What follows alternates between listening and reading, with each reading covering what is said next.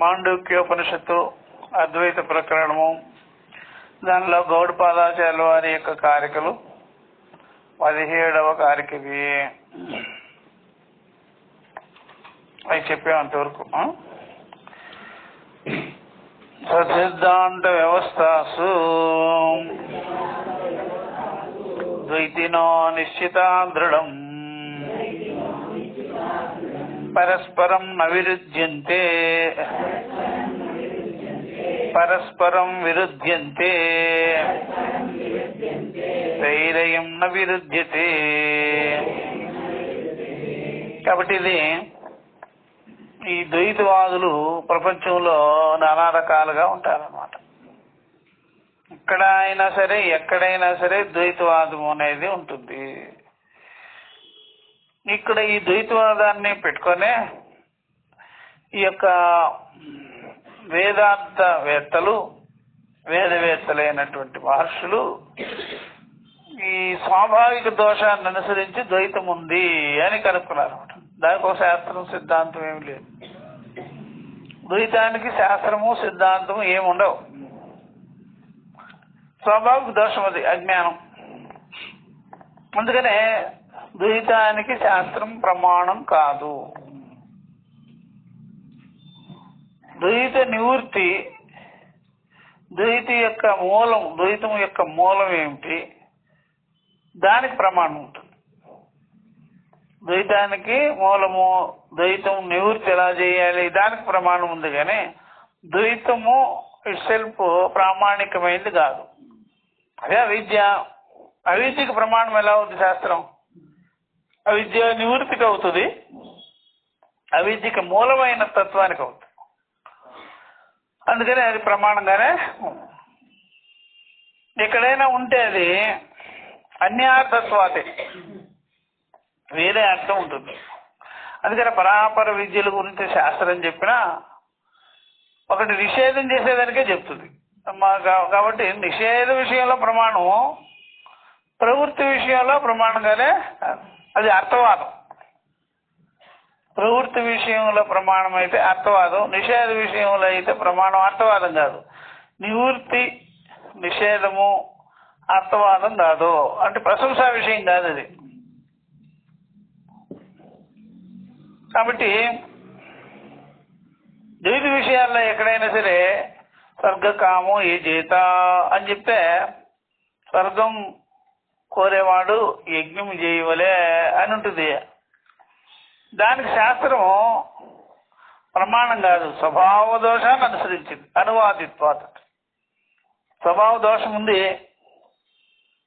దేహేంద్రియ ధర్మాలతో కూడుకొని నేను అల్పుడు, దీనుడు, దుఃఖి అనేది ఉంది. కోరికలు ఉంటాయి ఆటోమేటిక్గా. అందుకనే ఈ కోరికలు ఉండేవాడికి ఏదో కర్మ అనేది, ప్రవృత్తిని కలిగించాలన్నమాట. శాస్త్రం చెప్తుంది స్వర్గకామం ఏ చేత అట్లా చెప్తుంది అనమాట.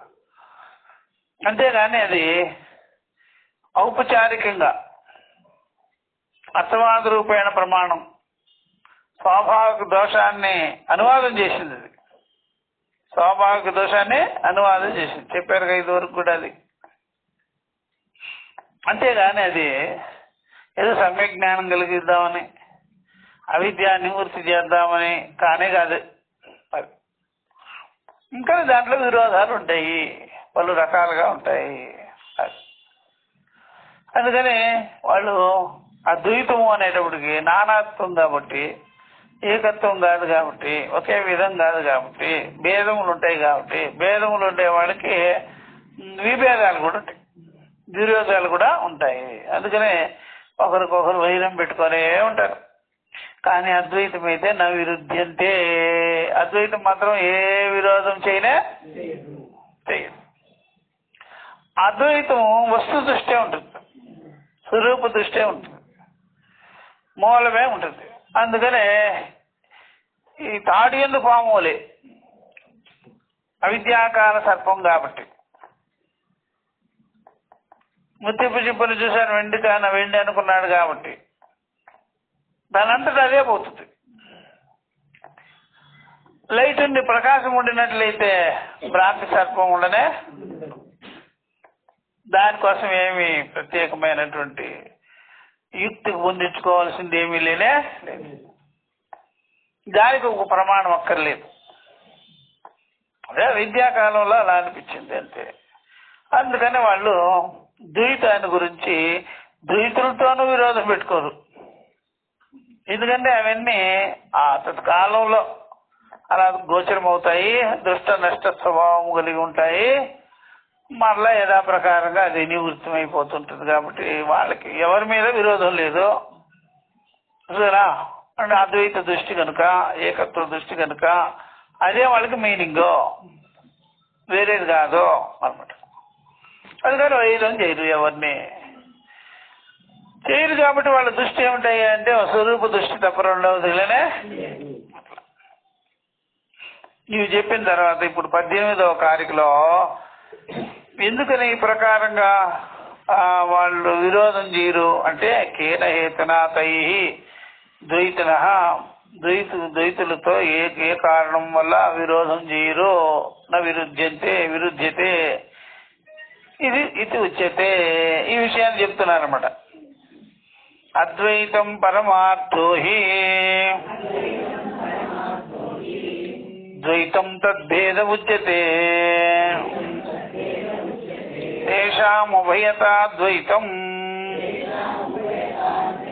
తేనాయం న విరుధ్యతే. అద్వైతం పరమార్థో హి ద్వైతం తద్భేద ఉచ్యతే తేషాముభయతా ద్వైతం తేన అయం న విరుధ్యతే. అద్వైతం పరమార్థః హి యస్మాత్. ఎందుకయ్యా అంటే అద్వైతము పరమార్థమైనది, సత్యమైనది, నిత్య శుద్ధ బుద్ధ ముక్త స్వరూపమైనది, సర్వకాల సర్వావస్థ ఏకరూపమైనటువంటిది. అది దేనికి కూడా అధిగతము అయ్యేది కాదు, దేని చేత నిషేధం అయ్యేది కాదు. అట్లాంటిది అనమాట ప్రమాణం, యథార్థ ప్రమాణం అన్నమాట. అలాంటిది అద్వైతం పరమార్థమైనది, సత్యమైనది అనమాట. అందుకని అద్వైతం అనేది ప్రత్యేకమైన ఒక వస్తువు కాదు, ద్వైతాన్ని నెగెట్ చేసేయడమే దాని పని. అదొక ప్రమాణం, అదొక జ్ఞానం, అదొక అనుభవం. అది ఇట్లాగా ఉంటుంది అట్లాగా ఉంటుంది అనేది కాదు. కాలదేశ వస్తురహితమై యథార్థ స్వరూప జ్ఞానమై అనుభవమై సర్వభూతస్థమై సిద్ధమై ఉంటుంది. కాబట్టి దేని అపేక్ష దానికి లేదు. ద్వైత విషయాలకు క్లారిటీ ఇస్తుంది, ద్వైత విషయాలను నిషేధం చేస్తుంది, ద్వైత విషయాలు సత్యమైనది కాదని చెప్పి పరేస్తుంది అనమాట. అందుకని అద్వైతమే పరమార్థం. అద్వైతం మీన్స్ ఒక జ్ఞానం, పరమార్థమైన యథార్థమైన సర్వభూతస్థమైన అనే కాలరహిత దేశరహిత వస్తురహిత భేదరహితమైనటువంటి ఒక అనుభవం, అది అనుభవం అనమాట. అందుకనే ద్వైతం అంటే ఇట్లా చూపించుకోవచ్చు, కానీ అద్వైతం అంటే ఇది కాదు అని చెప్పేది అద్వైతం. అట్లాంటిది అనమాట. అద్వైతం పరమార్థః హి ద్వైతం తద్భేద ఉచ్యతే. అయితే మరి ద్వైతం ఉందే, తద్భేద ఉచ్యతే. ద్వైతాన్ని అద్వైతం కాదు అని చెప్పేది. అద్వైతమో కాదు, యథార్థం కాదు, సత్యము కాదు, దాన్ని ద్వైతం అంటారు. ఏది సత్యం కాదో అది ద్వైతము, ఏది యథార్థం కాదో అది ద్వైతము. సరే, ఏది నిలబడదో, సర్వకాల సర్వావస్థలో నిలిచి ఉండదో, నశిస్తుండదో దాన్ని ద్వైతం అంటారు.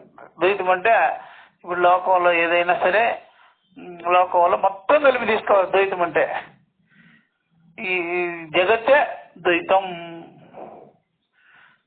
జగత్తే ద్వైతం. జగత్ వాచారంభణం ద్వైతం, జగత్ అసత్యం ద్వైతం, నామరూపాత్మకం ద్వైతం, ఇట్లా కల్పితం ద్వైతం.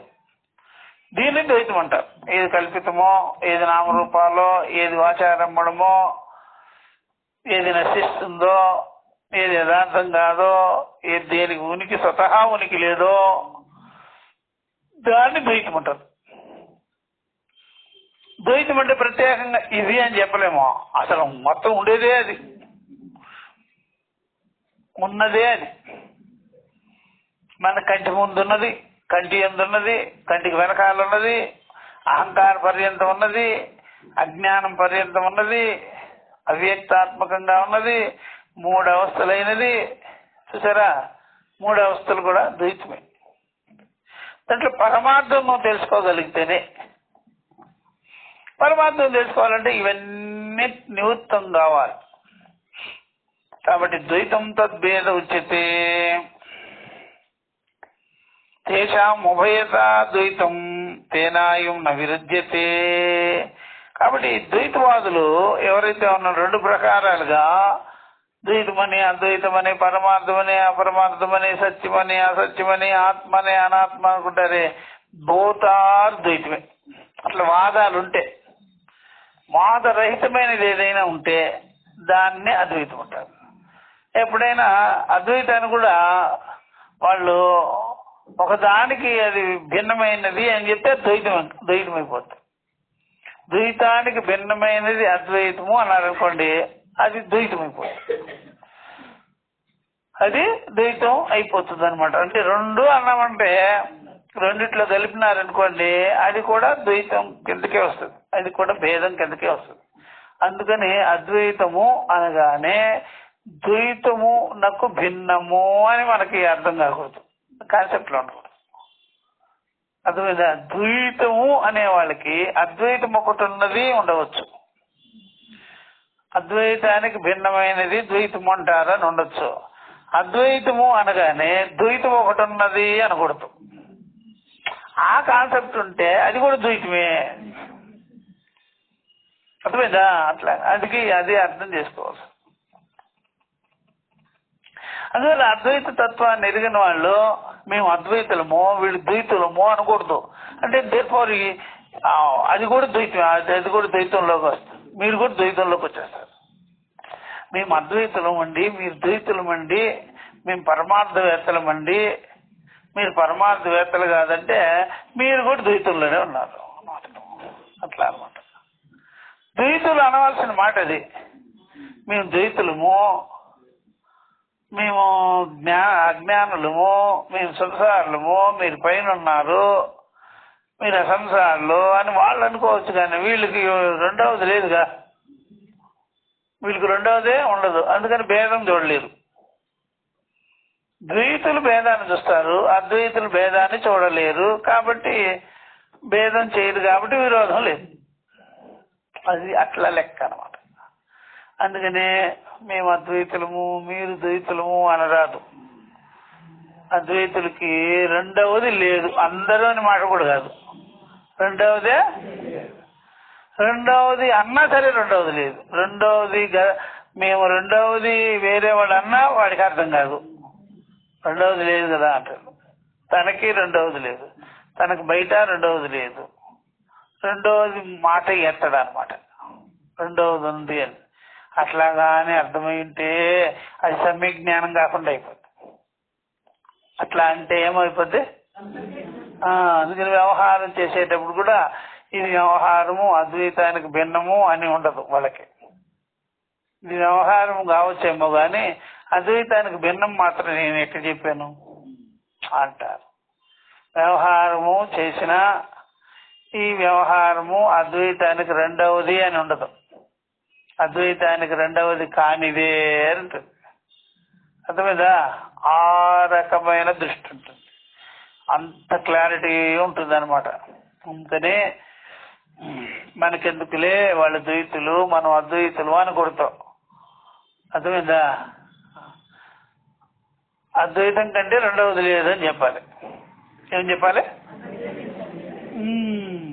నువ్వు వేరు నేను వేరు అంటే అద్వైతం కంటే రెండవది కాదు అది, నువ్వు వేరు నేను వేరు అని తెలుసుకోవాలి. అంతేగాని అద్వైతము ద్వైతాన్ని చూడరాదు, ద్వైతాన్ని తెలుసుకోరాదు. ఎక్కడ నాణ్యత పశ్యతి నాణ్యం జానాతి సా భూమో ఎత్ర ఆత్మైవ భూ తత్కేనకం పశ్యేత్. ఎక్కడ ఆత్మగా ఉన్నదో అక్కడ రెండవది ఏమున్నది అనమాట. అర్థమైందా? అందువల్ల అద్వైతులకి అన్నీ సరిపోతాయి, అన్నీ యాక్సెప్టెడే. ఏమని అంటే వాళ్ళు ఖండన చేసినా తప్పులేదు, వాళ్ళు ఏం చేసినా తప్పులేదు. ఎందుకని ఇది అద్వైతం కంటే వేరుగా లేదని చెప్పేసి. ద్వైతులు అలా కాదు. అందువల్ల కుర్వన్నపి నలిప్యతే పశ్యన్నపి నపశ్యతి హంతోపి ఇమాన్ లోకాన్ని, ఈ లోకాలంతా సంహరించినా సరే వాడికి అంటారు, వాడికంటే పని లేదు. ఎందుకన్నారు సార్ అట్లాగా? ఏమంటదా అంటే రెండవది లేదు అక్కడ, ఊరికే నీకు అనిపిస్తుంది. అందుకే కదా ఆయన అనింది, వీళ్ళందరూ నువ్వు చంపుతానంటే వాళ్ళు ఎప్పుడో చచ్చిపోయారు, చంపేదానికి ఎవరు లేడు అక్కడ, నీతో సహా నా దేహంతో సహా అన్ని చచ్చిపోయాయి, రెండవది లేదు. అట్లాగనమాట. రెండవది ఉండరాదు ఎవరికి? అర్థమైందా? అద్వైతులు ఎవరైనా అంటారు, ఎవరైనా అద్వైత దృష్టి కలిగిన వాళ్ళకి, అద్వైత జ్ఞానం ఉన్న వాళ్ళకి, మీరు మాట్లాడేది రెండవది కదా, మీరు చూసేది రెండవది కదా, మీరు వినేది రెండవది కదా, మీరు తీసుకునేది రెండవది కదా, మీకు ముందు మేము లేమా అని. అది మీ ప్రాబ్లము, మాకు ప్రాబ్లం కాదు కదా. ఎవరి ప్రాబ్లం? వాడికి ప్రాబ్లం, వీనికి ప్రాబ్లం లేదు కదా. మీరు చూస్తున్నారు లేదా? ఎందుకు చూడలే? మరి రెండుగా చూస్తున్నారు లేదా? రెండు అనేది లేదు మాకు. చూసేవాడు చూడబడేదానికి అన్ని పోయినది రెండవది లేదు. నేను అంతే కదా, నాకు ఆ సమస్య ఉంటే కదా, అది నీ సమస్య. అందుకనే వ్యవహారము చేసినా సరే ఆయనకి ఏమీ లేనే, తనకంటే అన్ని మేనిది రెండవది లేనే, అంత జ్ఞానం. అందుకని విరోధం లేదు. అందుకనే అద్వైతికి ఆ తత్వం ఎరిగిన వానికి ఆయన కోపం చేసుకుంటే కూడా దానిలోది, తాపం చేసుకున్న దానిలోది, తిన్నా దానిలోది. అందుకే ఆ మాట అనేది పశ్యన్ స్పృణ్వన్ స్పృశన్ జిగ్రన్ హస్నన్ గచ్చన్ స్వపన్ స్పృశన్. ఆ ఇంద్రియ వ్యవహారాలంతా స్వరూపం ఎందున్నాయి, దాని వ్యవహారం అంతా స్వరూపం కంటే వేరుగా లేనే లేదు. ద్వైతికి సహించలేదు, ద్వైతి సహించలేదు. అవన్నీ జరుగుతున్నాయి అంటారు. అట్లా అన్నమాట. అర్థమైందా? మీకు అర్థం కాకుండా స్వామి మీరు అద్వైతం ఉంటున్నారు, మనకి రెండవదిగా కనిపిస్తుంది కదా అంటాడు. అర్థమైందా? అట్లా అనుకుంటారు. కాదు, రెండవదిగా నువ్వు ఎలా అనగలుగుతావు? చూసేవానికంటే వేరు కాదు కదా. మరి సుషుప్తి వలే అంటాడు కదా అని కొంతమంది అనొచ్చు. సుషుప్తిలో రెండవది లేదు కదా అని. ఇప్పుడు కూడా రెండవది లేదు మన జ్ఞానంలో. మన అనుభవంలో, మన అనుభవ పరిధిని, మన అనుభవ వ్యాపకాన్ని వదిలిపెట్టి రెండవది ఏది లేదు. అంత అనుభవంలోనే ఉంది. చూసేవాడు చూడబడేదే. ఉదాహరణకి ఎప్పుడైనా పంచదారతో చేయబడిన బొమ్మలు రకరకాలుగా ఉన్నా, అందరూ రకరకాలు చూస్తున్నా, అమ్మేవాడికి రకరకాలేనే. వాడు సపోజ్ అమ్మేవాడు ఏదైనా అలా చేత్తో పట్టుకొని ఒక బొమ్మ ఇచ్చాడు అనుకోండి, పంచదారతో చేయబడిన గుర్రం బొమ్మ, గాడిద బొమ్మ ఇచ్చినాడు అనుకోండి, నాకు గాడిదొద్దు, నాకు గుర్రం కావాలి అంటాడు. సరే అట్లాగే ఏడుగురా ఏదైతే నాకేమి నష్టం. అది మీద ఒకడు నంది బొమ్మ అడుగుతూ ఉన్నాడు, సగామంట చేత్తో తీసి పంది బొమ్మ ఇచ్చినాడు, అయ్యే పంది అంటాడు. నోట్లో పెట్టుకోరా, ఏం వాసన వస్తుందో చూడు, ఏం టేస్ట్ ఉందో చూడు. అర్థమైందా? అట్లా ఏం కనిపించదు. అట్లాగే మీరు 5 స్టార్ హోటల్కి పోయినా సరే, డిమ్ముగా ఉండే లైట్ల కింద కూర్చున్నా సరే, నాకు నాన్ వెజిటేరియన్ కావాలన్నవాడు ఏం మాంసం కలిపి తెచ్చాడో మీకెలా తెలుసు? అన్ని మసాలాలు దట్టించున్నారు, చక్కగా లాగించేస్తారు. అర్థమైందా? వాడు మనిషి మాంసమో ఏం మాంసమో ఎవరికేం తెలుసు? మీరు మాత్రం చెప్తారు నేను బీఫ్ మాత్రం తిన్నా అని. వాడు అన్ని కలిపేసి ఉంటాడు దాంట్లో. ఎందుకని? తెలుస్తుంది? అంత పవిత్రమైన హోటల్ అదే. అర్థమైంది? ఏం కాదు. ఒకవేళ తయారు చేసేటప్పుడు వాడు చెయ్యి కూడా దాంట్లో తెగి పడింది అనుకోండి, అది కూడా మిక్సింగే కదా. హోటల్ వాడికి ఏమిటి తేడా? అర్థమైందా? అందులో మసాలాలన్నీ పట్టిస్తే ఎలా ఉంటుంది? టైర్ ముక్కలు కూడా బాగుంటాయి. టైర్ ముక్కలు కట్ చేసి దాంట్లో వేసినామనుకోండి మసాలా కూరలో, ఏమవుతాయి? జమ్మగా ఉంటుంది. అట్లా జనాలు కూడా చెప్పేంత వరకు అర్థం కాదు, అది తిని పారేస్తారు. ఎందుకని? బాగుంది కదా, బాగుంది కదా. నూనెలో వేయించితే అన్ని బాగానే ఉంటాయి కదా. అట్లా ఎట్లా తెలీదో పోయి జనాలకి ఊరికే పైకే పేర్లు మసాలా పట్టిస్తే అన్ని ఒకటైపోతాయి. అట్లాగా ఈ అద్వైతము యందు ఆ జ్ఞానంలో జగత్తు వ్యత్యాసముగా కనిపించదు. జనాలకి రాగద్వేషపూర్వకంగా ఉండే బుద్ధికి అలాగా అనిపిస్తుంది.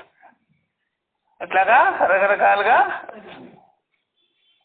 అందుకని ఇతడికి అన్ని రకాలు విడిగా చూస్తున్నా విడిగా తీసుకోడు, విడిగా చూస్తున్నాడు, విడిగా మాత్రం రిసీవ్ చేసుకోడు. దాన్ని అన్ని కల్పితము అంటాడు.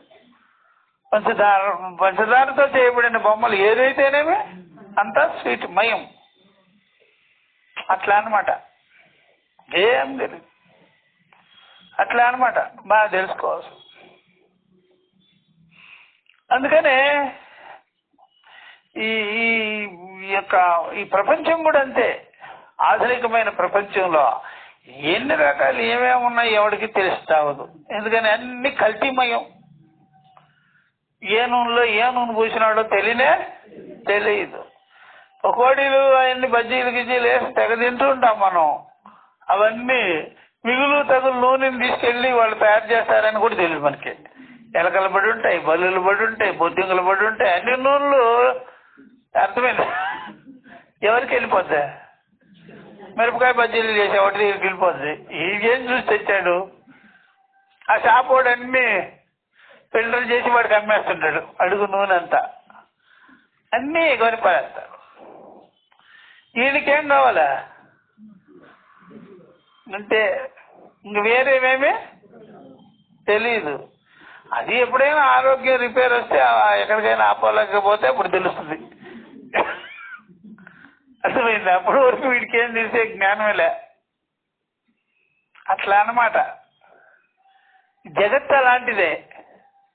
మరి ఆ జగత్తుని మనం కల్పితమైన జగత్తు, ఒకదానికొకటి మిశ్రితమైన జగత్తు, ఇదంతా కలిపి జ్ఞానానికే దృశ్యమవుతున్నది. ఆ జ్ఞానంలో మనం ఏం తేడా చేస్తాం? అంతా కల్పితమై ఉంటే జగత్తే అంతా కల్పితమే. కల్పితంలో ఇది గొప్పది, ఇది తక్కువది అని ఎలా చెప్తావు? ఇది పుణ్యము, ఇది పాపము అని డివైడ్ చేయలేవు. నువ్వు అసలు చేయలేము. పేర్లు రెండు ఉంటాయి, వ్యవహారం డివైడ్ చేయలేము. పుణ్యము పాపము రెండు కలిపి చూసారా, దుఃఖాది బాధలతోనే కొడుకోనంటారు. పుణ్యము రెండు. అందుకని పుణ్యం వల్ల జన్మ వచ్చేది, పాపం వల్ల కూడా జన్మ వస్తుంది. రెండింటిని కలిపి శంకరాచార్య వారు ఏమంటారు? పాప ఏవా అంటారు. పుణ్యము పాపము ఈజ్ ఈక్వల్ పాపమే అంటాడు ఆయన. ఎందుకు అంటే పుణ్యమైన జన్మ వస్తుంది, పాపమైన జన్మ వస్తుంది. పుణ్య జన్మ ఏమన్నా శరీరం లేని జన్మ వస్తుందా? మరి శరీరం ఉండినట్లయితే దానికి జ్వరాది బాధలన్నీ ఉంటాయిగా, జలుబు దగ్గు అది కడుపు నొప్పి అవన్నీ ఉంటాయిగా. పాప జన్మ దానికి ఉంటాయిగా, దీనికి ఉంటాయిగా. దానికి శరీరం, దీనికి శరీరం, రెండింటికి వచ్చేటువంటి షడ్భావ వికారాలన్నీ కామన్. దానిలో ఏమిటి గొప్ప? రెండు ఒకటే. అర్థమైందా? కాకపోతే బాగా తెలుసుకోవాల్సింది ఇక్కడేమో పెద్ద 5 స్టార్ ఇంట్లో జ్వరం వచ్చింది, ఎక్కడేమో గుడిసెలో ఇంట్లో వచ్చింది. ఇద్దరికి జ్వరమే వచ్చింది. ఇద్దరికి బాధ తప్పదు, బాధ అది బాగా తెలుసుకోవాలి. ఇద్దరికి ఒకటి సమానమే. అందుకని అద్వైతం అంటే ఎప్పుడైనా తనకంటే అన్యమైనది లేకుండా ఉండే జ్ఞానమే, అన్యమైనది లేనే లేదనే జ్ఞానమే అద్వైతం. అది వ్యవహారం అన్యముగా ఉన్నా జ్ఞానం అన్యముగా ఉండదు. అద్వైతి వ్యవహారము చూసారా, ఒక్కటి అని చేయడు. వ్యవహారం చేసేటప్పుడు కాఫీ తాగిపోయి నీళ్లు తాగాడు, కాఫీయే తాగుతాడు, నీళ్ళే తాగుతాడు.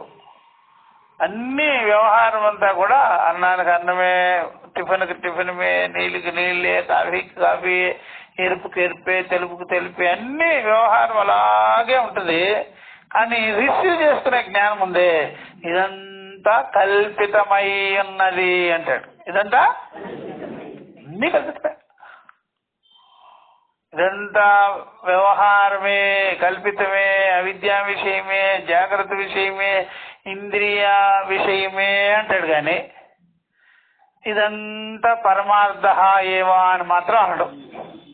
ఎవరు తన్నే తీసుకుంటాడు, నేను పరమార్థం, నాకంటే అన్యమైనది రెండవది ఏది లేదే, వ్యవహారం చేస్తూ కూడా. అట్లా ఇలాంటి సీను ద్వైతకుండదు. వాడు తను తాను డివైడ్ చేసేసుకుంటాడు. ముందు తన ఆత్మను, తన బుద్ధిని, తన మనసును, తన ఇంద్రియాలను, విషయాలను, వ్యవహారాలను, పుణ్యము పాపము, మంచి చెడు అన్నీ డివైడ్ చేసి పడేస్తాడు. అందుకనే నాకు మంచి జరుగుతుందా చెడు జరుగుతుందా అనేది ఫిల్టర్ కూడా చేసుకునేస్తాడు. అందుకని వచ్చేవన్నీ అలాగే ద్వంద్వములే వస్తాయి. ఈయనకు ద్వంద్వములు రావు, తీసుకోడుగా. అందుకని వ్యవహారము కామన్ గా ఉంటుంది ఇద్దరికి. గ్రహింపు దేనికి దానికి గ్రహింపు. ఈయన ఏకత్వముగా గుర్తిస్తాడు, ఇతను అనేకత్వముగా గుర్తిస్తాడు. గుర్తింపులో తేడా, అది తేడా. వ్యవహారం మామూలుగా అందరు వాళ్ళు తాగినట్టుగా వీళ్ళు దాతారు, తింటారు, తాగుతారు, ఉంటారు. కానీ రిసీవ్ చేసుకొని మైండ్ లో ద్వంద్వముల యొక్క గొడవ ఉండదు వివేకికి, స్థితప్రజ్ఞుడు కనుక. వానికి ఉంటాయి. అందుకని వ్యవహారంలో జీవించేటప్పుడు మీరు ఎలా జీవిస్తున్నారు, మేము ఇలా జీవిస్తుంటే మాకు రాగద్వేషాలు, సుఖ దుఃఖాలు, బాధలు ఎన్ని కనిపిస్తున్నాయంటే నువ్వు అలా రిసీవ్ చేసేసుకున్నావు, నేను అలా చేసుకోవాలి, మళ్ళీ కల్పితము అని ముందుగానే తెలిసేసుకున్నా. ఇదేంది మన ఏందే కల్పితుంది, మనమే కల్పించుకున్నాం, మనకంటే అన్ని మీద రెండవది లేదు, మనం ఏమి చేసేది గీసేది ఏమి లేదు, ఇక్కడ పరమార్థమే కాదు అని తెలుసుకున్నాడు. కానీ ఆయన సత్యత్వం బుద్ధి పెట్టుకున్నాడుగా. వ్యవహారంలో ఏం పెట్టుకున్నాడు. అందుకే జనాలు ఇంకా బాగా లోతుగా విచారం చేస్తే వ్యవహారాన్ని సత్యం అనుకుంటారండి, తన్ను తాను అసత్యం అనుకుంటారంటే. అజ్ఞానులు వ్యవహారాన్ని ఏమనుకుంటారు, తన్ను తాను. లేదా ఒక దృష్టాంతం చెప్పండి చూద్దాం, మీకు తెలిస్తే. ఒక్క దృష్టాంతం పడేయండి. తన్ను తాను అసత్యం అనుకోవడము, వ్యవహారాన్ని సత్యం అనుకోవడము లో ఒక దృష్టాంతం చెప్పగలరా మీరు? కదా చెప్పాలి. తన్ను తాను అసత్యం అనుకుంటాడు, వ్యవహారాన్ని దానికి దృష్టాంతం చెప్పండి చూద్దాం. తన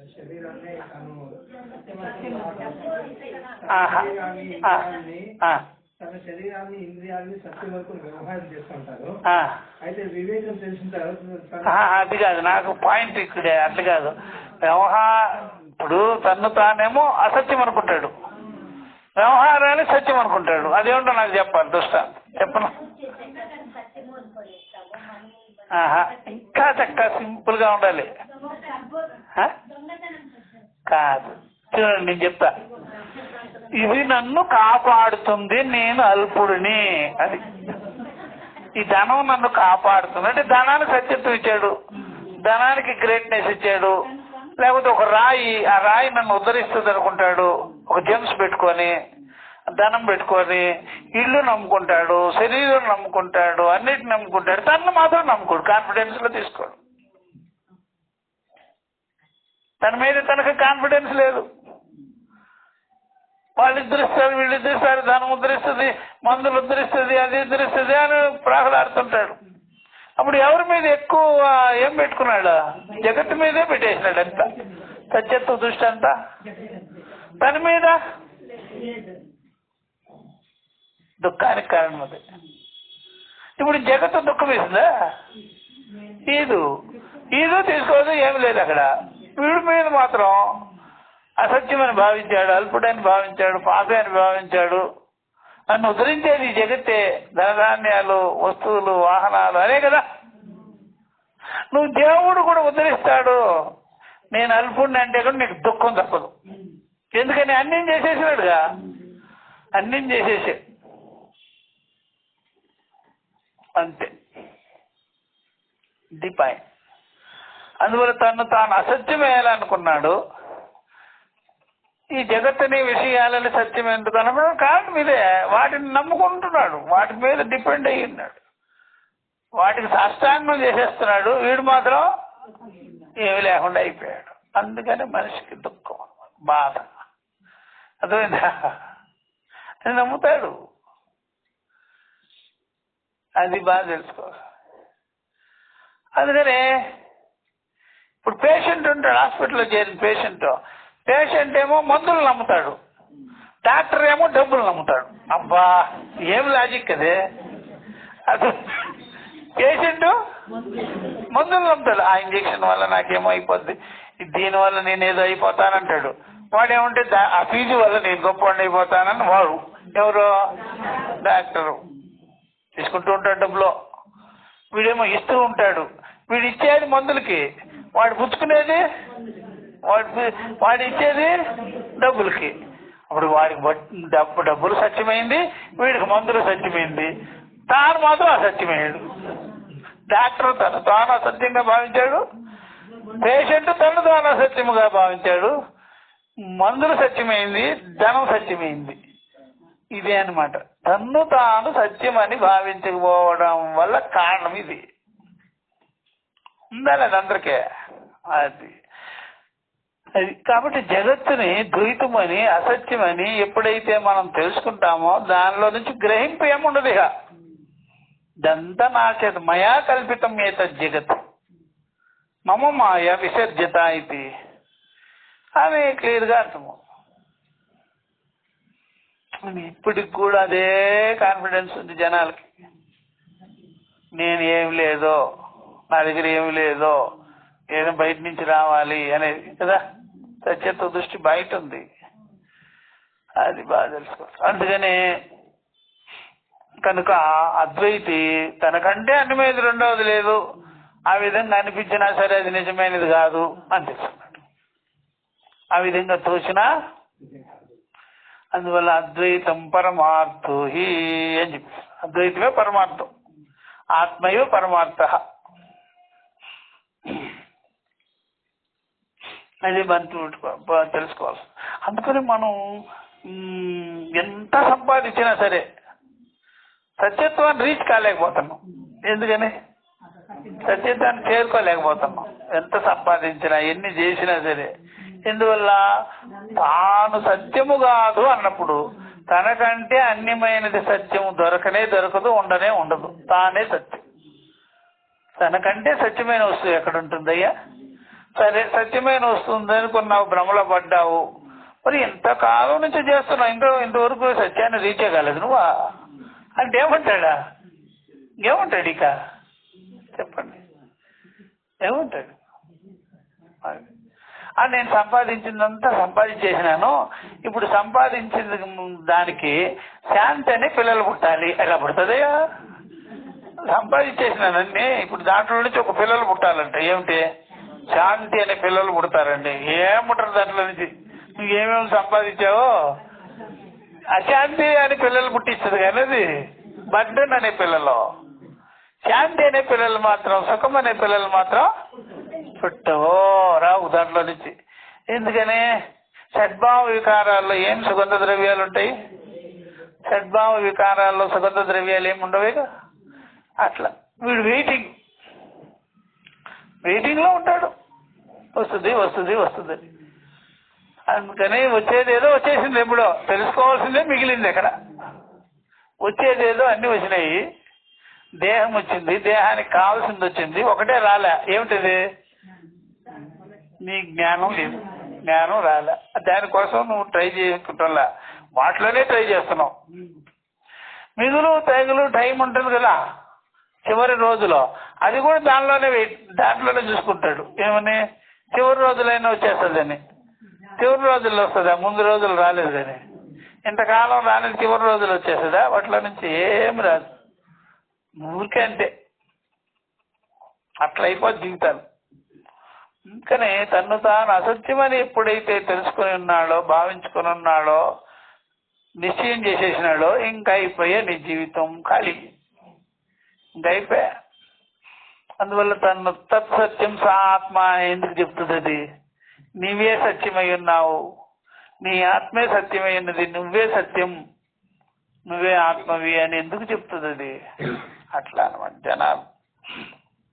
అందువల్ల తేషాం ఉభయత ద్వైతం, ఇరు ప్రకార ద్వైతము అద్వైతమని నువ్వు వేరు చేసుకున్నట్లయితే, అద్వైతికి ద్వైతం ఒకటి ఉండినట్లయితే, దేర్ఫోర్ వాడికి ద్వైతం తప్ప రెండవది కనిపించదు.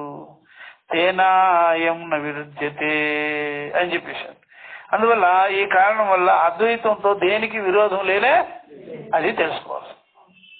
అద్వైతంతో దేనికి విరోధం లేదు కాబట్టి అద్వైతం తప్ప రెండవది లేదు అని అర్థం. విరోధం ఎప్పుడు ఉంటుంది? రెండవది ఉంటే. విరోధం ఎప్పుడు లేదు? రెండవది లేకపోతే.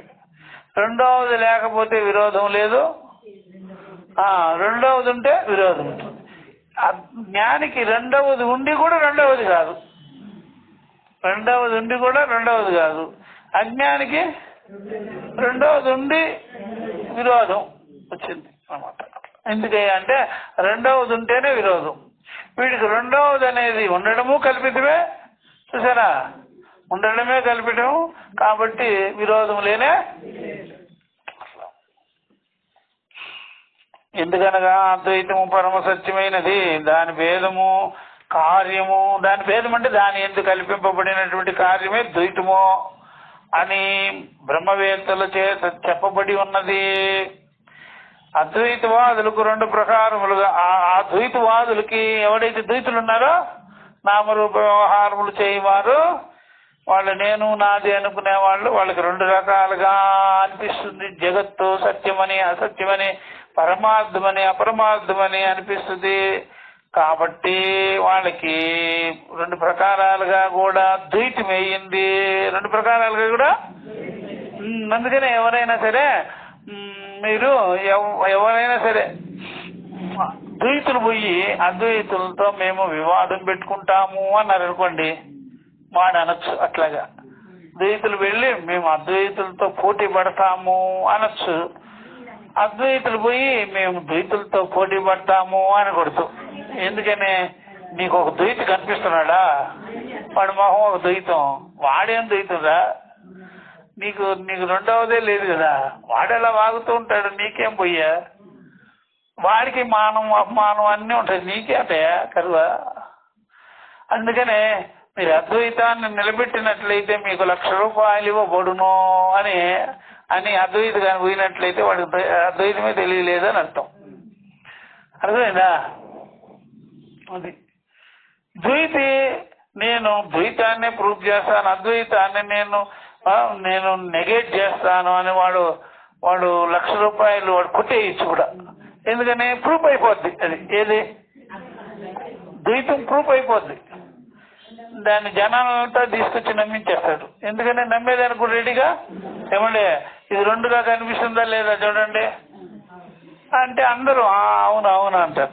మీరు చెప్పండి, అద్వైతులు ఇది రెండుగా కనిపిస్తుందా లేదా అంటే అక్కడ అద్వైతులు ఒక్కడుంటే ఒట్టు, నాకెందుకు రాగోవాలా అని వాడు వెళ్ళిపోతాడు. ఇది ఒక్కటిగా కనిపిస్తుంది అని మాత్రం అనడు, అని చెప్పాడు. ఎందుకని? ఏమో సిల్లి వ్యవహారం, అది మనకెందుకు అంటాడు. కానీ ఇవి రెండుగా కనిపిస్తున్నది అనే దానికి 100,000, 1,00,000 మంది రెడీ అయిపోతారు. రెండుగా కనిపిస్తుంది. తప్పేం చెప్పినాడు ఆయన అంటే వాడికి ₹1,00,000 ఇచ్చి పంపించండి రా అని చెప్పేసి.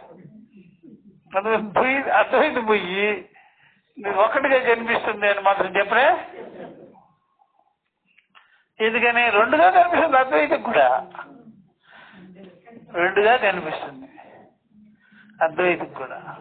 కాబట్టి అద్వైతి వాడికి చక్కగా చెప్పాలి అంటే ఏం చేయాలి, ఇది రెండుగా కనిపిస్తుంది, దీని పేరు వేరు దీని పేరు వేరు, దీని రూపం వేరు దీని రూపం వేరు, దీని రూపం వేరు, దీని వ్యవహారం వేరు దీని వ్యవహారం వేరు. ఇది పేపర్ వెయిట్, ఇదేమో పుస్తకము రాసుకునేదానికి. దీంట్లో ఏమి రాసుకొని వచ్చే సావు కదా నువ్వు, అవి రెండుగా కనిపిస్తాయి, తప్పేముంది.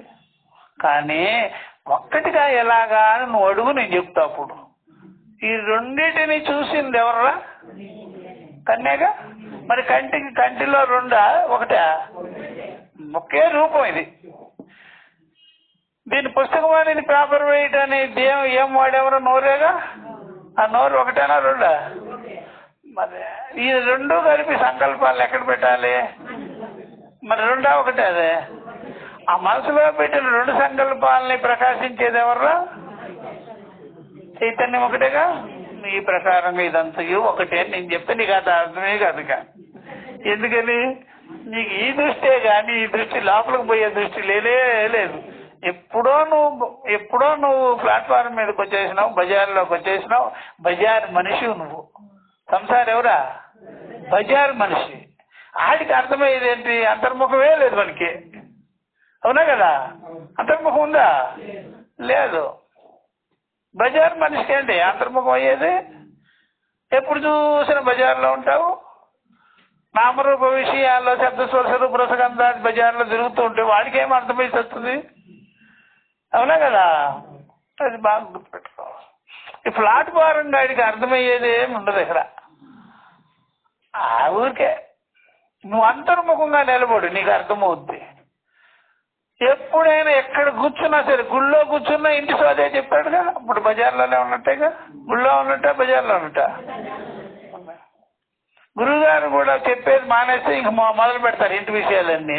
ఎప్పుడు ఎక్కడ ఉన్నారు మీరు, బజార్. ఎప్పుడు చూసినా బజార్లో ప్లాట్ఫారం మీద తిరిగే రకాలకి అంతర్ముఖ దృష్టి వచ్చి తీరునా సంభవం. అందుకనే ఈ రకంగా అధ్యాత్మ దృష్టిని పెట్టుకొని విచారిస్తే గాని లోపలికి వెళ్ళి అంతర్ముఖంగా తన యందు చేరి చూస్తే రెండవది లేదు. కానీ వీడు ఎక్కడున్నాడు, బయటకున్నాడు. మీరున్నాడు. మన తల్లిదండ్రులు కానీ బయటికా లోపలికా, పిల్లల్ని కానీ బయటికి గంటారు లోపలికి గంటారా, లోపలికి గనేది ఏముంది స్వామి, బయటికే గంటారు. పిల్లలు బయటకు పోతారా లోపలికి ఉంటారా, బయటికి. ఇంట్లో కన్నారా, పొట్ల నుంచి వచ్చారు బయటికి, ఇంట్లో కన్నారు బయటికి వెళ్ళిపోతాడు.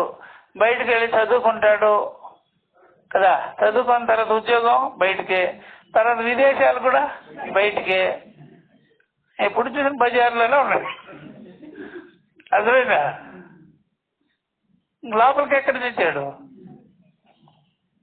మరి లోపల పుట్టేది ఏం స్వామి అంటే జ్ఞానం.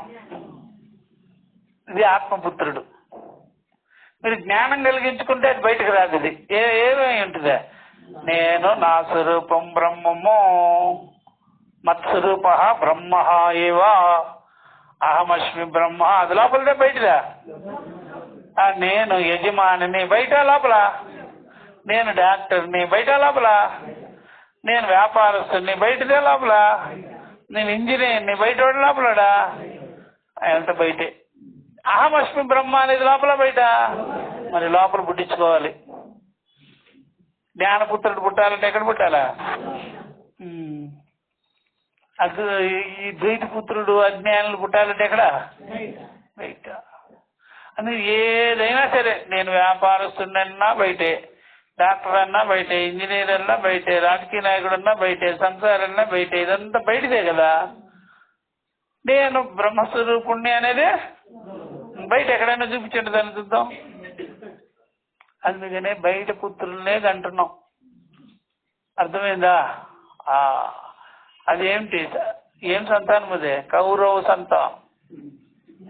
కౌరవ సంతానం అంటే బయటే. అర్థమైందా? కౌరవ సంతానం అంతా బయటే ఉంటారు. ఎంతమందిని కన్నారు అంతా బయటే. జ్ఞానపుత్రుడు ఆత్మపుత్రుడు లోపలే ఉంటాడు. జ్ఞానం కలిగిందంటే లోపలే, అజ్ఞానం కలిగిందంటే బయటే అన్నమాట. అందుకనే వ్యవహారం అంతా బయటే ఉంటుంది. మిమ్మల్ని మీరు చెప్పుకునేటప్పుడు బయట విషయాలు ఆరోపించుకొనే చెప్పుకోవాలి. అహమస్మి బ్రహ్మ అనేదానికి ఏం ఆరోపించుకుంటారు అక్కడ? నేను సర్వసాక్షి అంటాడు. అట్లా అనమాట. కనుక తేనాయం అవిరుధ్యతే అనమాట.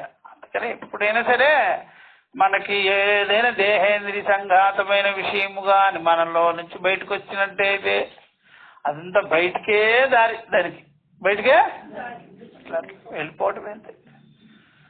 అందుకని ఎప్పుడైనా కొంతమంది నక్సలైట్లు వాళ్ళు కానీ మన ఇంట్లో ఎవడో కొడుకో ఎవరో నక్సలైట్ తయారయ్యారు అనుకోండి, వాళ్ళు బయట అడవుల్లోకి వెళ్ళిపోతారుగా. అవునా కదా? ఇప్పుడు మన పిల్లలు బాగా చదువుకున్నారనుకోండి, వాళ్ళు ఎక్కడికి వెళ్ళిపోతారు? విదేశాలకు వెళ్ళిపోతారు. మీ దగ్గర ఎక్కడున్నారు? ఏమి లేదు. మీ మైండ్ ఎక్కడికి వెళ్ళిపోయింది? అది ఎప్పుడో బయటకు వెళ్ళిపోయింది. మీ దగ్గర ఉన్నది ఏమిటి? ఏమి లేదు. మరి ఇవన్నీ దేహం ఉంది కదా. ఎముకలుంటే ఆర్థోపెడిక్వి, కిడ్నీలుంటే ఆ డాక్టర్వి, బ్రెయిన్ ఉంటే ఆ డాక్టర్వి. ఏ అవయవం మీ సొంతము? అదంతా డాక్టర్లకు అప్పచెప్పి కూర్చున్నారు కదా ఎప్పుడైనా. అది మీ దగ్గర ఉన్నది ఏంటి? ఏం లేస్తాం మా దగ్గర. ఖాళీ చేసేసినారంతా.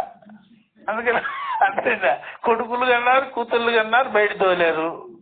శరీరం, ఇంద్రియాలు, అవయవాలు ఉన్నాయి, డాక్టర్లకు అప్పచెప్పేసినారు. మీ దగ్గర ఉన్నది ఏముంది? మీ సొంతం ఏమన్నా ఉందో ఒక్కటైనా చెప్పండి.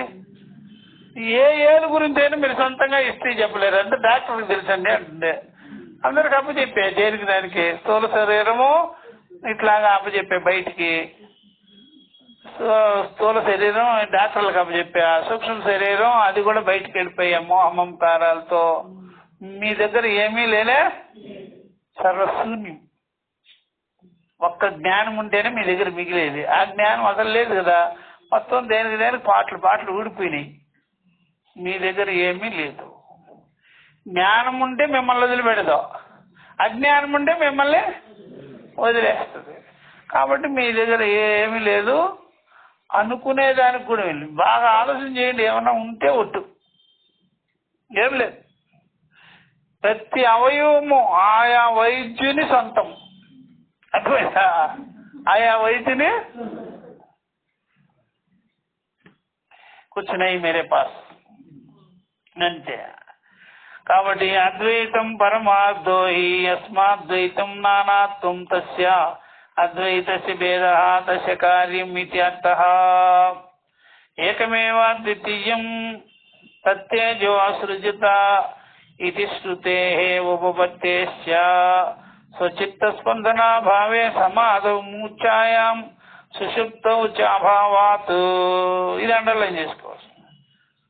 కాబట్టి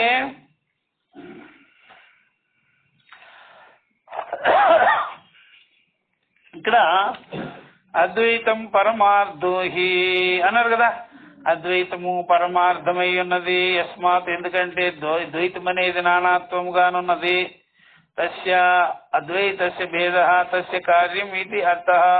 అద్వైతానికి అద్వైతం ఎందు కల్పింపబడిందే, అద్వైతం ఎందు కల్పింపబడి కార్యరూపమైనటువంటిదే ద్వైతము. ద్వైతము అద్వైతం ఎందు కల్పింపబడింది. ద్వైతంలో అద్వైతం కల్పించలేము, కానీ అద్వైతం ఏందే ద్వైతాన్ని కల్పిస్తాం. ఒక్కటి ఉంటే దాంట్లో రెండోది కల్పిస్తారు, రెండు ఉంటే దానిలో ఒకటో దాన్ని కల్పించలేరు. రెండు ఉంటే మూడు ఉంటుంది, నాలుగు ఉంటుంది, ఐదు ఉంటుంది, మొత్తం ఉంటుంది. కాబట్టి అద్వైతం ఏందే ద్వైతాన్ని కల్పించారు. ఈ రకంగా భేదమైంది. కల్పిత రూపేణ భేద అద్వైత. అద్వైతంలో కల్పిత రూపంగా అధ్యాస రూపంగా ద్వైతం భేదమైంది. వాస్తవంగా దానికి భేదమే, వస్తుత దానికి భేదము లేదు. అందువల్ల తస్య కార్యమితి అర్థ, దాని కార్యము అవిద్యా కల్పిత దృష్ట్యా ఏవా. అందుకని ఏకమేవా ద్వితీయం, ఒక్కటే రెండవది లేనిది. ఒక్కటే ఏకమేవా ద్వితీయం అన్నమాట. ఇట్లాంటి మాటలు ఎక్కడా కనిపించవు, ఒక్క ఉపనిషత్తుల్లోనే కనిపిస్తాయి. ఎక్కడ ఖురాన్లో బైబుల్లో ఎక్కడ వెతికినా ఏకమేవా ద్వితీయం అని ఉంటుందా? అజం అనేది ఉంటుందా? చూసుకురండి. లక్షల రూపాయలు ఇచ్చి నాకు ఒక వాక్యం చూపించిన అజం అనే వాక్యము, అద్వైతం అనే వాక్యము, ఏకమేవా ద్వితీయం వాక్యం ఇచ్చారని నా తలకాయ వెంటనే కట్ చేసి నీ ముందు పెడతా, చూపించా వాక్యం అని. బైబుల్లో ఖురాన్లో అడగండి, ఉంటుందేమో, ఉంటుందా? అంతే, తలకిందులు తపస్సు చేయలేడు, కనిపించదు. ఎందుకని ద్వైతం, పరమద్వైత పుస్తకాలు అవన్నీ. ద్వైతము చూసారా, అధ్వాన్నం, పనికిరాని.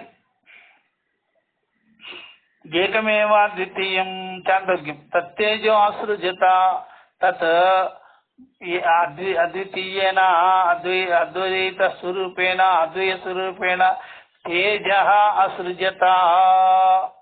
పంచభూతాలు పుట్టాయి చూసారా, ఆయన కోరుకున్నాడు.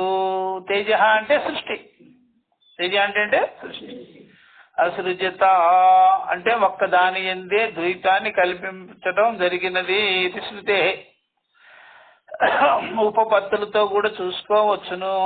యుక్త్య, ఉపపత్తి ద్వారా కూడా, యుక్తి ద్వారా కూడా, అనుభవాంగ యుక్తి ద్వారా, శాస్త్రయుక్తి ద్వారా కూడా తెలుసుకోవచ్చును. బ్రహ్మము ఎందే నానాత్వాన్ని కల్పించడం జరిగింది అని. ఎందుకని? దృష్టాంతం చెప్పండి అంటే, స్వచిత్త స్పందనా భావే సమాధౌ మూర్ఛాయాం సుషుప్తౌ చ అభావాద్ సంసార అని అర్థం అనమాట. స్వచిత్తం ఉందే, మన చిత్తము, మన మనస్సు, మన అంతఃకరణము స్పందనే లేనట్లయితే, ఏ రకమైన చలనాదులే లేనట్లయితే జగత్తే లేదు, ద్వైతమే లేదు. ద్వైతమే లేదు, జగత్తే లేదు అనమాట. కోమాలో ఉన్నవాడు ఏం చేయగలుగుతాడు? మూర్ఛితుడైన వాడు ఏం చేయగలుగుతాడు? సమాధిలో ఉన్నవాడు ఏమవుతాడు? సుషుప్తి ఉన్నవాడు ఏమవుతాడు? ఏమి లేదు. మత్తు మందు తీసుకొని అలా పడి ఉన్నాడు అనుకోండి, వాడి వల్ల వ్యవహారం ఏం సంభవం అవుతుంది? కల్పన ఏమన్నా ఉంటుందా? ఏమి ఉండలే. అది అట్లా. ఎవరైనా నాకు అది కావాలి, ఇది కావాలి, అన్ని కావాలని, ఒక భార్య కావచ్చు, ఇంకెవరైనా కావచ్చు, కోరికలతో బాగా ఉండేవాళ్ళు, వాళ్ళకి ఒక్క టాబ్లెట్ కానీ ఇచ్చేసేసి నువ్వు ఎన్ని కావాలో మళ్ళీ కోరుకోవచ్చు, మంచి శక్తివంతమైనది, కోరికలు పుట్టించేటువంటిది అని ఒక టాబ్లెట్ వేసేసి అప్పుడు చెప్పరా నువ్వు కోరికలన్నీ అడగండి, వాడికి వెంటనే మొత్తం నిద్ర వచ్చేస్తుంది. అప్పుడు వాడు కోరుకునేది ఏంటి? డిమాండింగ్ ఏమైనా ఉందా? నాకు అది కావాలి, ఇది కావాలని. అది నిద్రలో పోతారు. అది బాగా కోరికలు ఉండేవాడికి ఒక టాబ్లెట్ వేసేయాలంటే. అర్థమైందా? అర్థమైంది. పతంజలి ఆయుర్వేదం గుళిక అదే చేయండి అంటే జారుకుంటాడు. అంతే, ఇంకేమిటి కోరేది వాడు? స్వచిత్త స్పందనాభావే, తన చిత్తము స్పందనే లేకపోయినప్పుడు దానిలో ద్వైతం అనేది లేనే. సేమ్ థింగ్ అలాంటి సమాధవు, సమాధి ఎందు, సమాధి అంటే బుద్ధి అంతర్ముఖమైపోవడం ఒకటి, బుద్ధి మొద్దుబారిపోయడం ఒకటి. చూసారా, బుద్ధి అంతర్ముఖమైపోవడము ఒకటి. వేదాంతములు అయితే జ్ఞానం కలిగి ఉండడం, అద్వైత జ్ఞానం, ఏకత్వ జ్ఞానం, ఆత్మ జ్ఞానం కలిగిపోయింది అనుకోండి, ఏమి స్పందనలు రావు. అందువల్ల మీరు ఒక టార్గెట్ పెట్టుకున్నారనుకోండి, నేను ఒక 10 కోట్లు సంపాదించాలి అని. 10 కోట్లు సంపాదించిన తర్వాత ఇక మనసు అలా కామ్గా అయిపోతుంది అని మాత్రం అనుకోవద్దు. అట్లా ఏం లేదు.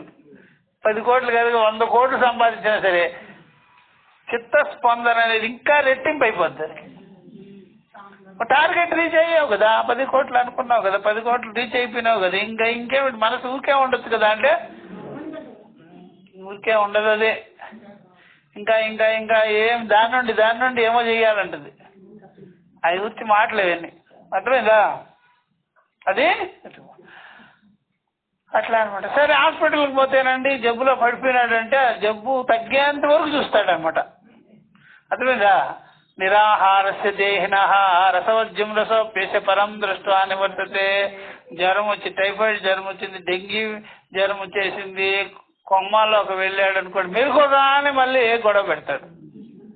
నేను అంగడికి పోవాలి, ఎక్కడికి పోవాలంటే హాస్పిటల్లో ఉన్నంతసేపు ఒకసారి చక్కగా ఆ అంగడి స్మృతి కానీ ఉంటే వాడు మాత్రలు ఏం పనిచేయవు, ఇంజక్షన్లు ఏం పనిచేయవు. ఎందుకనే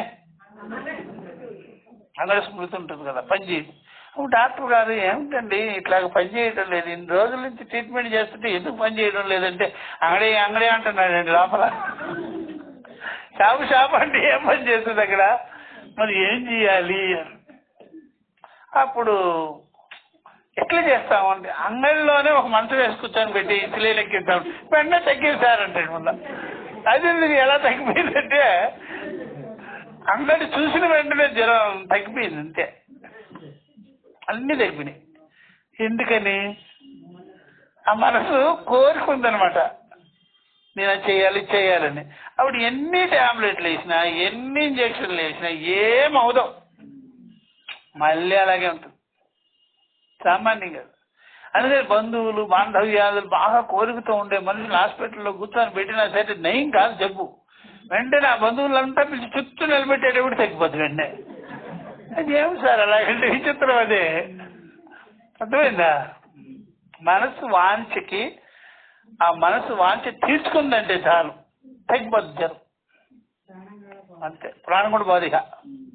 అందుకనే ఎవరైనా కావలసిన వాళ్ళు దూరం అయిపోయారు అనుకోండి, అప్పుడు ప్రాణం పోతూ ఉంటుంది, కొన ఊపిరిలో ఉంటుంది కదా, వెంటనే వాళ్ళు చనిపోయేదాన్ని లోపలికి వచ్చేస్తుంది. అర్థమైందా? అంటే లోపలికి వచ్చేయడం అంతే. కొన ఊపిరిలో లాస్ట్ ఉంటుంది, సహస్రారం వరకు ఉంటుంది, గేట్ తీయాలి. అక్కడ గేట్ తీసేటప్పుడు కావలసిన వాళ్ళు వచ్చేసినారు, లోపలికి వెళ్ళి కూర్చుంటు. అర్థమైందా? ఈ పనే ఇంకో శరీరంలో కూడా చేసేది అది. ఇప్పుడు ఏం పనో గేట్ దగ్గరకు పోయి వెనక్కి వచ్చేసినట్టుగానే ఇంకొక శరీరంలో కూడా వాళ్ళ కోసమే పుడుతుంది. అది తనకి కావలసిన వాళ్ళ కోసమే, తన కోరిక తెచ్చుకునే దానికే పుడుతుంది అనమాట.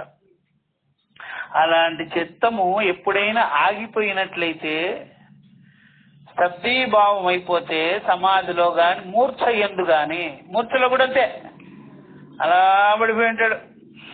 అర్థమైందా?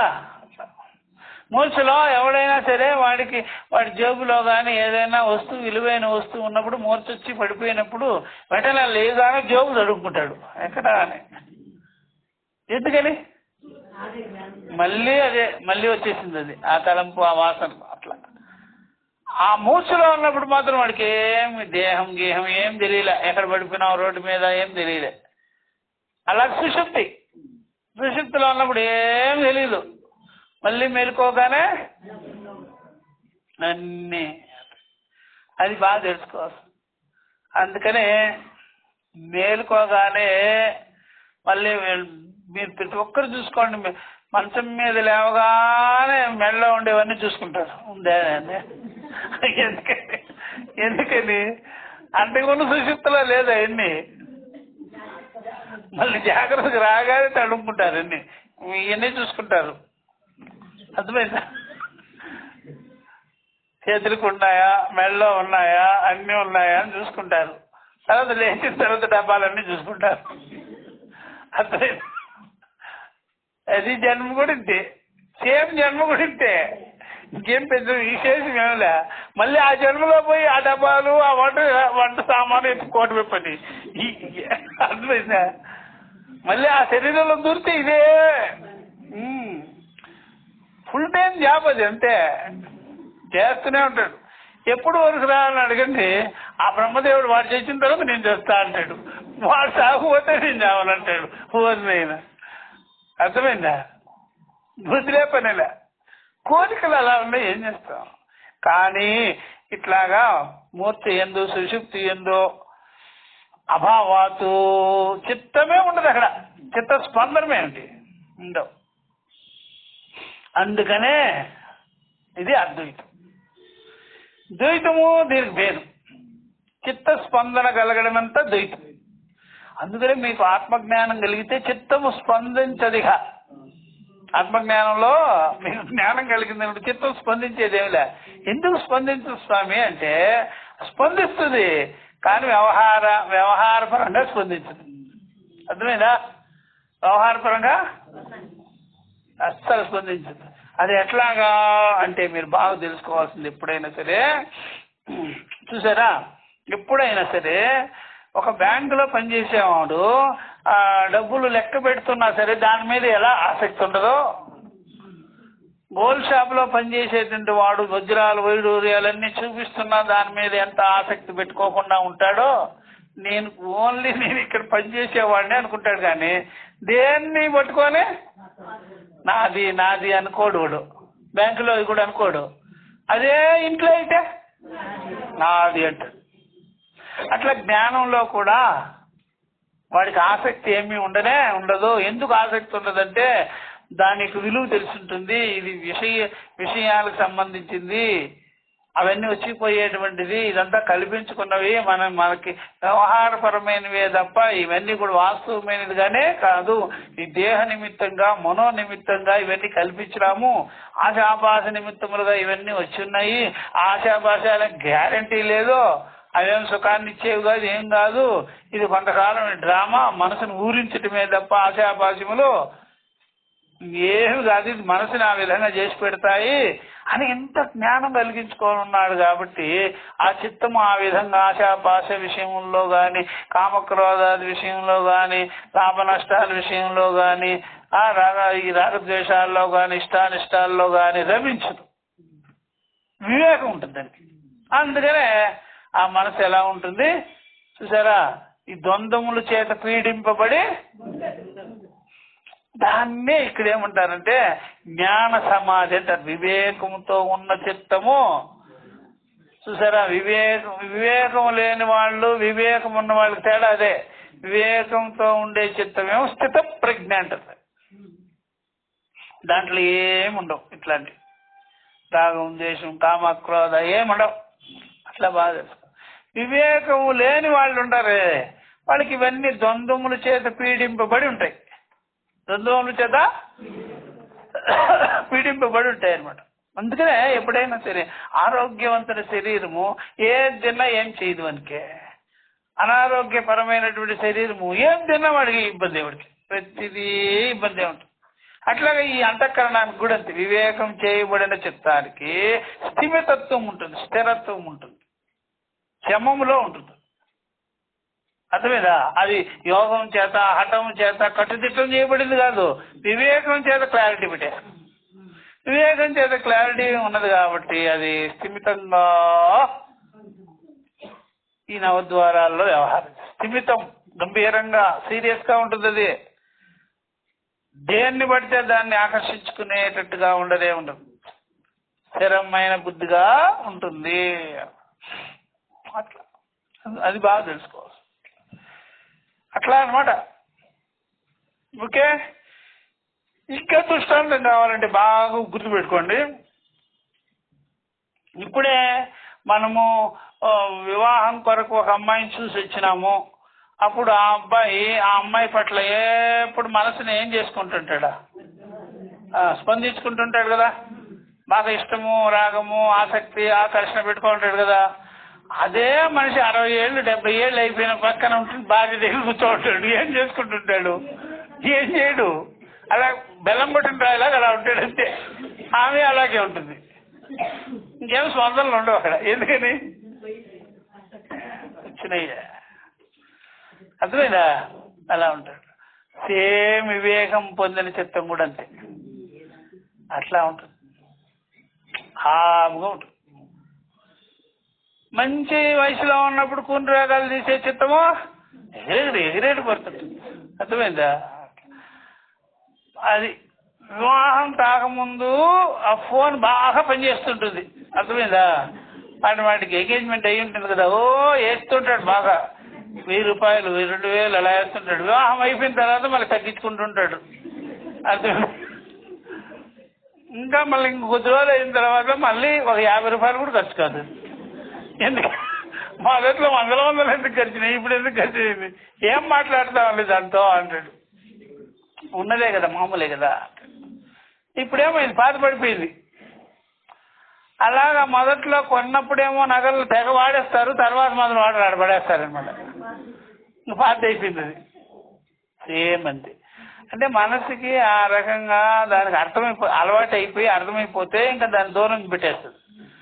అర్థం కాలేదు, అలవాటు కాలేదు అంటే దానికి ఆసక్తిగా ఉంటుంది. అట్లా మనసు కూడా అంతే. మనసు అంత ఇదిగా ఉండదు, అర్థం చేసుకునే దానికి ప్రయత్నం చేస్తుంటుంది. అర్థమైపోయిన వెంటనే చల్లబడిపోతూ ఉంటుంది అంటే. అందుకని మొదట్లో ఉండే మనసులకి మంచి పవర్ఫుల్ ఛార్జింగ్ చేయాలి దానికి. తర్వాత ఛార్జ్ డౌన్ అయిపోతూ ఉంటుంది దానికి. అది ఏం పనిచేయదు ఇక, అట్లా ముద్దులాగా ఉంటుంది.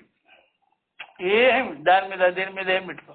కానీ జ్ఞానం కలిగిన చిత్తానికి జ్ఞానం లేని చిత్తానికి వ్యత్యాసం చూస్తే, జ్ఞానం లేని చిత్తం ఇంకా ఏదో చెయ్యాలి, పొందాలి అనుకుంటుంటుంది. అందువల్ల తద్భేద ఉచితే ద్వైతం. ఇటువంటి అద్వైత జ్ఞానము కంటే, అద్వైత నిష్ట కంటే ఉండేటువంటి చిత్తం ద్వైత చిత్తం ఉంది కదా, బాహ్య విషయాలు ఎందు ఆసక్తి కలిగి ఉండేది, అది మాత్రం దానికి భిన్నము. ఇక్కడే చెప్తున్నాడు, ద్వైతనాంతు తేషాం పరమార్థస్య అపరమార్థస్య ఉభయత అపి ద్వైతం ఏవా. అయితే ద్వైతులకు ఉన్నారు కదా, ద్వైతులకి వాళ్ళు పరమార్థము అపరమార్థం 2 భావాలు పెట్టుకుంటారు. ద్వైతమని అద్వైతమని 2 భావాలతో ఉంటారనమాట. వాళ్ళ బుద్ధంతా కలిపి భేద దృష్టి ఉంది కాబట్టి వాళ్ళకి ద్వైతమే, వాళ్ళకే ద్వైతం. ఏది తేషాం ప్రాంతానాం ద్వైత దృష్టి అస్మాకం అద్వైత దృష్టి అభ్రాంతానాం తేనయం హేతున అస్మత్పక్ష న విరుధ్యతే తై. అయితే మరి వాళ్ళకి భ్రాంత చిత్తం ఉంది కాబట్టి, భ్రాంతికి గురై ఉన్నారు కాబట్టి, ద్వైతం వల్ల ద్వైత భ్రాంతి ఉంది, అజ్ఞానం ఉంది. అందువల్ల వాళ్ళ దృష్టిని పెట్టుకొని చూస్తే మాకు మాత్రం దేని మీద భ్రాంతి లేదు, దేని మీద ఆసక్తి ఆకర్షణ ఇత్యాదులు ఏమీ లేనే లేదు. వివేక జ్ఞానంతో బాగా ఉంటాం కాబట్టి ఆ దృష్టితో చూస్తే మాకు ఎవరు విరోధంగానే నా విరుద్ధతే. అది భ్రాంత చిత్తము, మాది భ్రాంత చిత్తము కాదు. కాబట్టి మాకు దేంతో బ్రహ్మ చెందితే అనే భేదం వస్తుంది. బ్రహ్మ చెందలేదు కదా మా చిత్తము, దేని మీద భ్రమ చెందలేదు. కాబట్టి వాళ్ళ విషయంలో మేము భ్రమ లేదు మాకు, వాళ్ళు వేరు మేము వేరు అనేది. అందుకనే మా బుద్ధి స్థిరంగానే ఉంది, మాకు విరోధమే లేదు. అందుకని బ్రహ్మ చెందే చిత్తాలకు మాత్రమే విరోధం వస్తుంది, బ్రహ్మచందని చిత్తానికి రాలే. ఎలా భ్రమ అంటే నువ్వు ఎక్కువ నేను తక్కువ అనే భ్రమ లేనే. అర్థమైందా?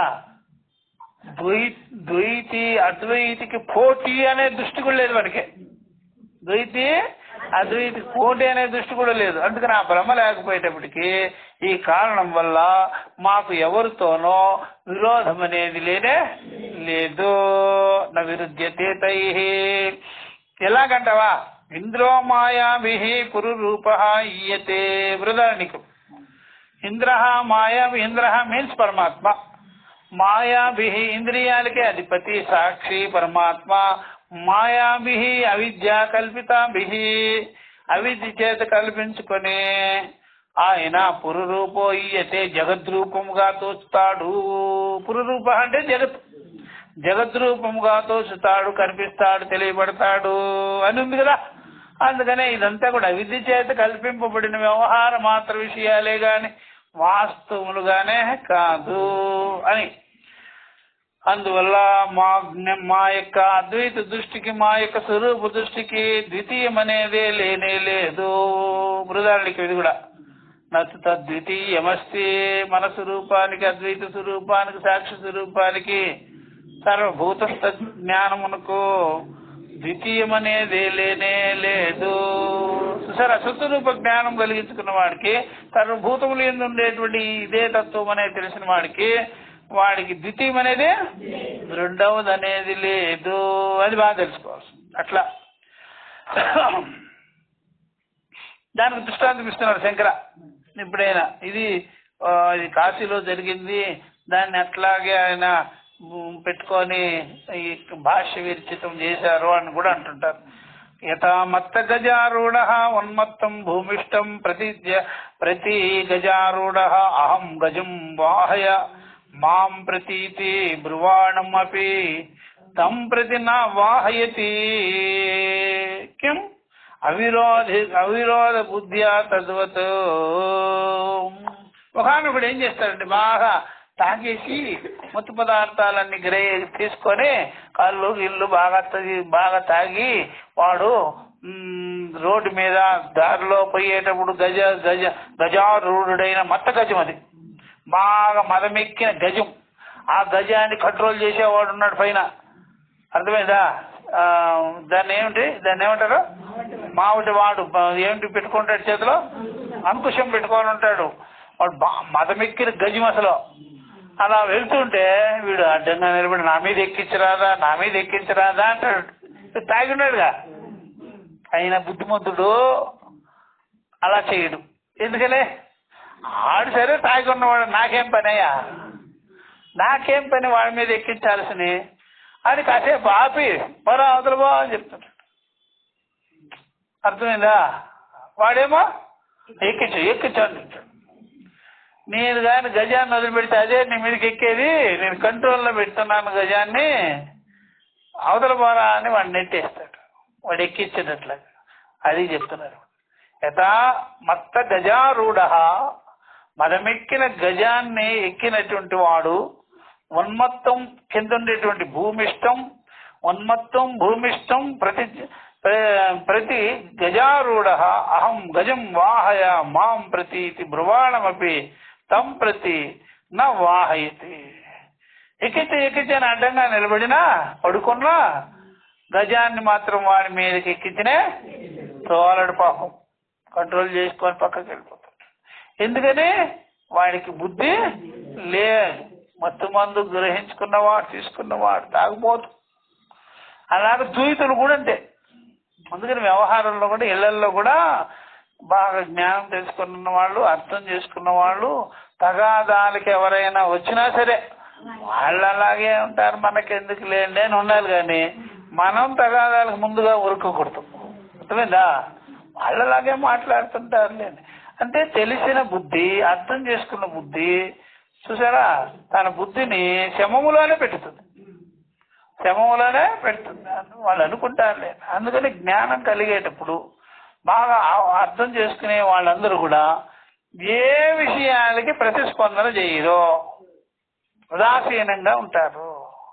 వాళ్ళు అనుకుంటారులే, ప్రతిదానికి మాటకు మాట సమాధానం ఇవ్వనక్కర్లేదు. వాళ్ళు అలా అనుకుంటారులే, మనకెందుకు లేని ఊకోవాలి. కానీ ఇళ్లలో ఏం చేస్తారా? మాటకి అంతే. ఏమవుతుంది చివరికి? అటో ఈగో ఇటో ఈగో, రెండు ఈగోలు చేస్తే ఏమవుతుంది? భగవ అయిపోతాం. అట్లా రెండు ఈగోలు కొట్లాడకూడదు. అటు అహంకారమే ఇటు అహంకారమే, మహా అహంకారం అయిపోతుంది. అందుకని సైలెంట్ అయిపోవాలి. ఎలా వాగుతారులే, మనకెందుకు? జవాబు చెప్పాలి అని అనుకోకూడదు. ఎవరు ఎనరలాగా అసలు ఎవరు ఈయనే రకాలే ఉండరు. జవాబు చెప్పాలి అని అనుకోనక్కర్లా. అది బాగా తెలుసుకోవాలి. అలాగ అనుకుంటారులే అని తెలిసిన అంతఃకరణాలు, వివేకం ఉండేవాళ్ళు, బుద్ధిని చక్కగా తన అదుపులో పెట్టుకున్న వాళ్ళు, ఎవరి బుద్ధి యొక్క ప్రలోభాలకి మాత్రం దాసోహం అవ్వకూడదు, లోపరచకూడదు, మనం వీక్ అయిపోకూడదు. అట్లా అనమాట. దీన్ని బట్టి తెలిసేది తత్వజ్ఞానం నీకు స్పష్టంగా తెలిసి ఉండినట్లయితే లోకంలో ఎన్నో రకాల వ్యవహారాలు, ఆటుపోట్లు ఎన్ని వచ్చినా సరే, మీ మనసులో కూడా ఏవేవో లేచినా సరే దాన్ని ఆ విధంగా స్థిరముగానే ఉంచే ప్రయత్నం చేయాలి. కానీ దాన్ని రెచ్చగొట్టకూడదు. అది వివేక రెచ్చగొట్టు. అలాగే వాగుతారులే, మనకెందుకు? ఇదిగో ఈ దృష్టాంత ప్రకారం. ఎందుకని? వాడితో నాకు విరోధం ఏముంది అంటున్నాడు. గజం ఎక్కిన వాడు ఉన్నాడే, గజానికి దిగు ఉండేవాడిని చూసి వాడితో నాకేం విరోధం, వాడితో నేను ఎందుకు దెబ్బలాడుకుపోవాలి అని ఉంటాడు. అది ఉండవలసింది. అది అట్లా ఆ ప్రకారంగా తెలుసుకొని ఉండాలి. అట్లా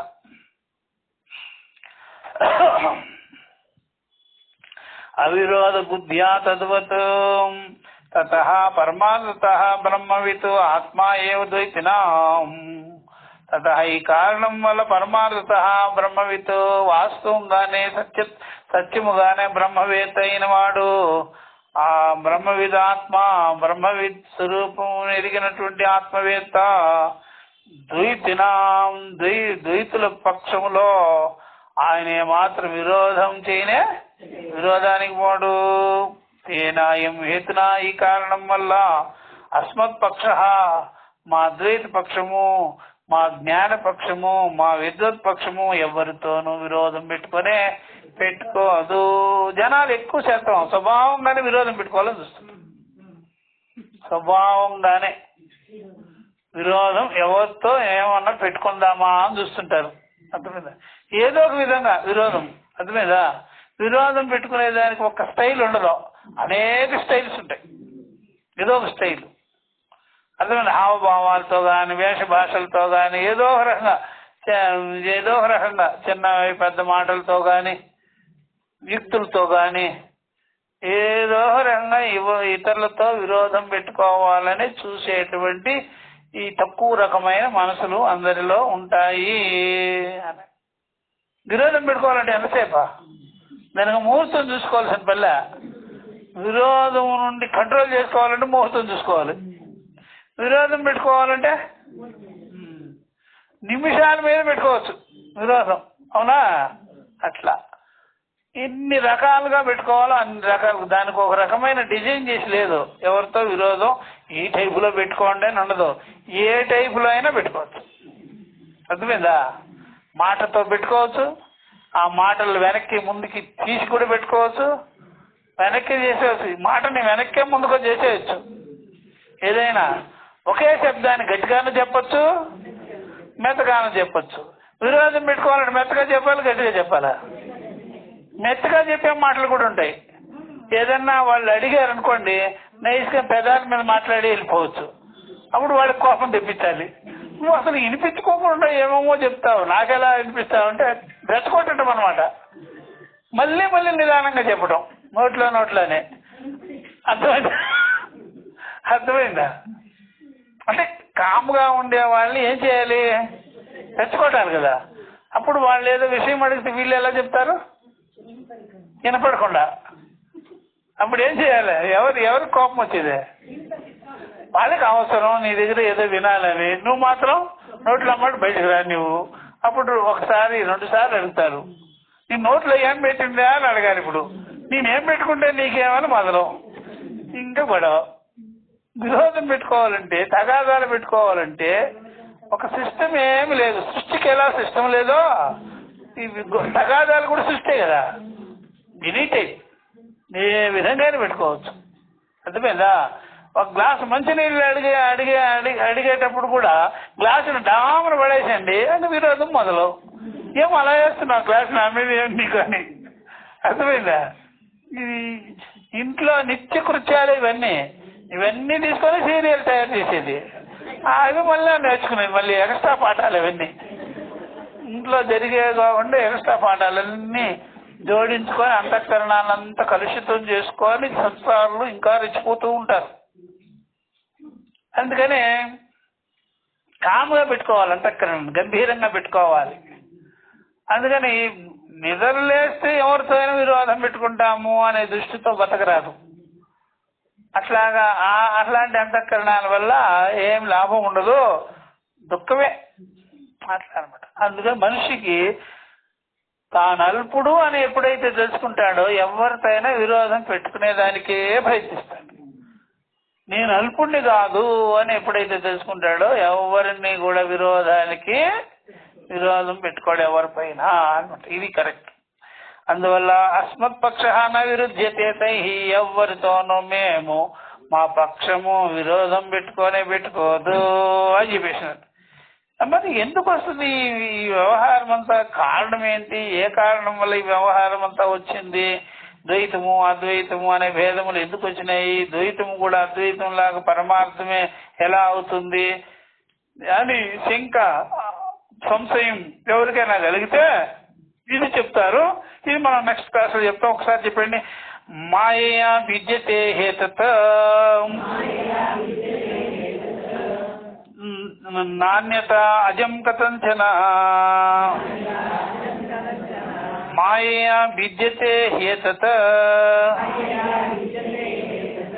నా అన్యత కథం అన్యత అజం కథంచన. నా అన్యత అజం కథంచన. తతో విద్యతే విద్యమానే మర్త్యతామృతం వ్రజేత్. మాయయా విద్యతే హేతత్. మాయయా విద్యతే హి ఏతత్. మాయ వల్లనే కల్పించుకోవడం బట్టినే ఒకదాని ధర్మాలు ఒకదాని మీద వేసుకుని ఏదో ఒకటి కల్పన చేయడం బట్టే ఈ భేదములన్నీ కూడా వస్తూ ఉన్నాయి, భేదాలు జరుగుతున్నాయి. కల్పన చేయకపోతే మాత్రం ఏ రకమైన ఎవరితో ఏ తగాదాలు భేదములు రానే కల్పిస్తే. అందుకని మనసుని కాముగా ఉండే మనసుని ఏదో ఒక రకంగా మనం దాన్ని కదుపుతూ ఉంటాం. దాన్ని ఊరికే వదిలిపెట్టామన్నమాట. కదుపుతూ ఉండాలి. ఆ కదుపురం మొట్టే వచ్చేది గొడవలని. కదపకుండా కాముగా ఉంటే, స్థిమితంగా ఉంటే గొడవలు రానే రావు. ఆయన మనిషి పనిగట్టుకొని అది ఎక్సర్సైజ్ చేసి శరీరానికి ఎక్సర్సైజ్ చేయించదు కానీ మనసుకు మాత్రం అర్థమైందా? ఒక క్షణం అలాగా ఉండనీయకుండా దాన్ని ఎక్సర్సైజ్ లో చేస్తాడు. అన్ని ఆసనాలు వేయిస్తాడు. దానికి యోగ శాస్త్రంలో చెప్పబడని దానికంటే భిన్నమైన ఆసనాలు వేయిస్తుంటాడు. ఎవరికి? మనసుకి. అన్ని సూక్ష్మ శరీరానికి మాత్రం భలే ఎక్సర్సైజులు ఉన్నాయి. స్థూల శరీరానికి మాత్రం అసలు వంచితే ఒట్టు. దీన్ని మాత్రం ఎట్లా బెండ్ చేయాలో ఏదో రకంగా దాన్ని కదిపేస్తుంటాడు. కదిపేసి రాగద్వేషాలు ఇష్టానిష్టాలు కామక్రోధాదులు పుట్టించేస్తుంటాడు. దాంట్లో పుట్టించేసి భేదాలు పెట్టేసుకుంటాడు. నా అంతకంటే అన్యత అజం కథంచన. అజస్వరూపమైన ఆత్మయందు ఈ కల్పన తప్ప ఇంకొక రకంగా దానికి భేదానికి గురి అయ్యేటువంటి అవకాశం లేనే. కాబట్టి తత్వతో విద్యమానే.